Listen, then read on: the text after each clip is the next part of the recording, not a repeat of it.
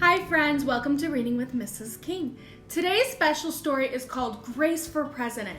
I thought this would be a fun one since 2020, the year we are in right now, is a presidential year. That means we will be electing a new president in the fall. So let's read it. One Monday morning in September, Mrs. Barrington rolled out a big poster.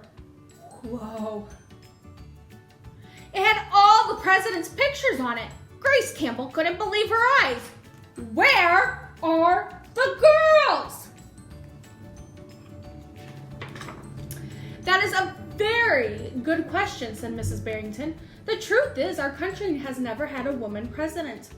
No girl president? Ever? Grace asked. No, I'm afraid not, said Mrs. Barrington. Grace sat at her desk and stewed.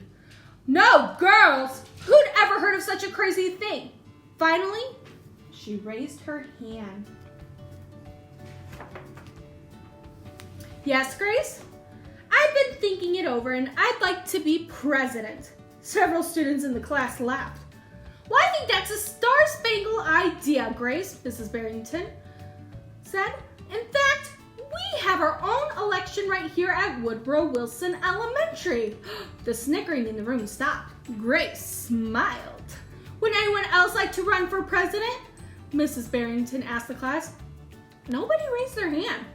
Becoming president was going to be easy, Grace thought. The next day, Mrs. Barrington made an announcement. In the name of democracy, I've invited Mr. Waller's class to join our election. Their class has nominated Thomas Cobb to be their candidate. Grace's heart sank. Thomas was the school spelling bee champion. His experiments always took a blue ribbon at the science fair, and he was a captain of the soccer team. Becoming president wasn't going to be so easy after all, thought Grace. She looks a little worried. Ooh, and he looks pretty excited. I'm Texas, said Anthony. I'm New Hampshire, said Rose. I'm Michigan, said Robbie.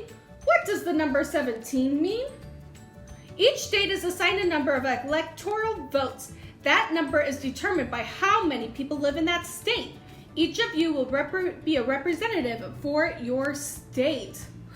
Altogether, our country has 538 electoral votes, Mr. Waller explained. On election day, the candidate who receives 270 electoral votes or more wins the election. Why 270? asked Rose. That's more than half of the electoral votes, Mr. Waller said. Becoming president really wasn't going to be so easy, Grace thought. Who do you think is going to win this election? Do you think Grace still has it or might go to the other class? Grace came up with a new campaign slogan. Thomas came up with his own campaign slogan.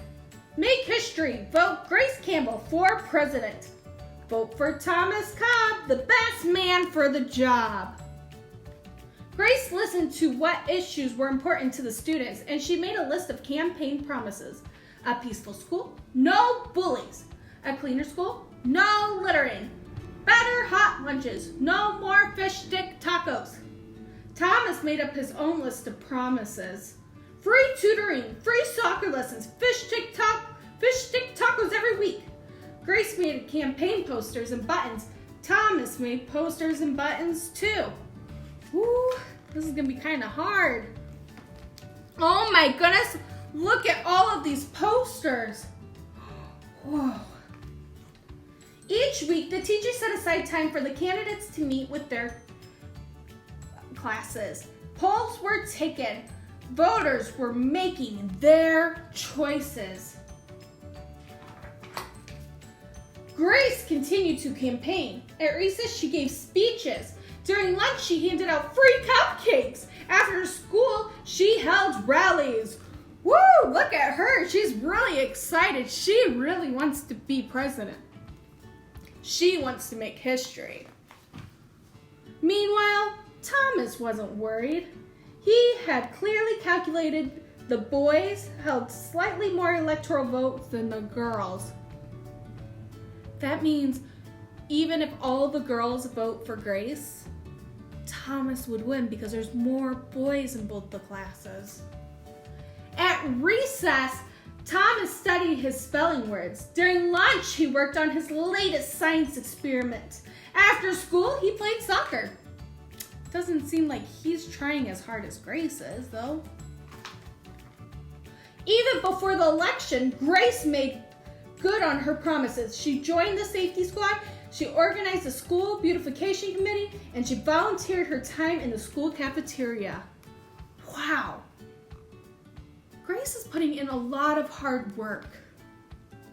Grace for president, vote for Grace. Oh no, look at her face.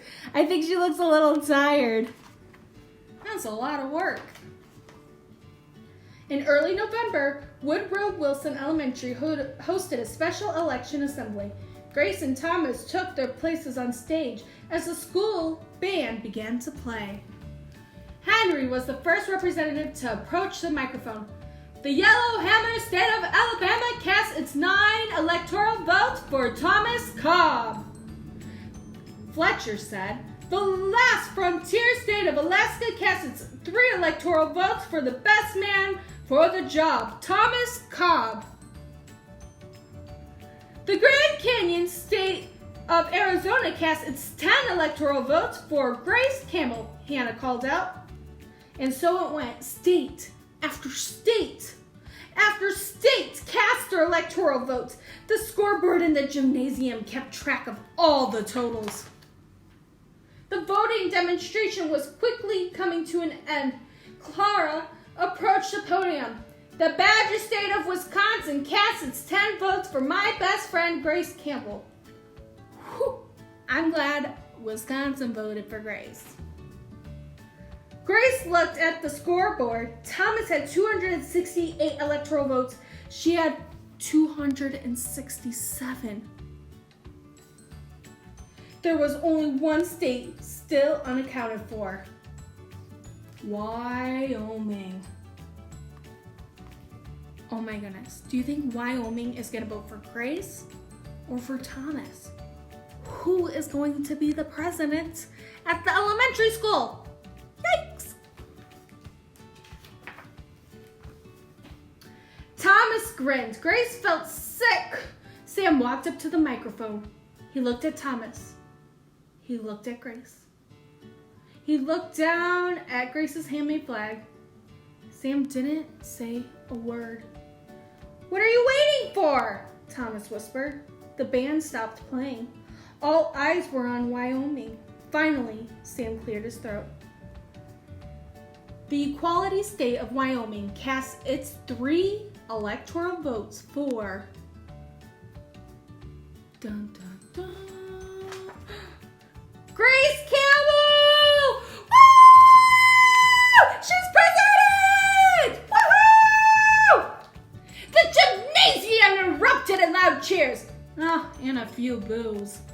When Mrs. Barrington approached the podium, with 270 electoral votes, the winner is Grace Campbell.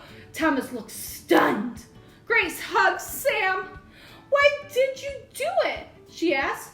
Because I thought you were the best person for the job.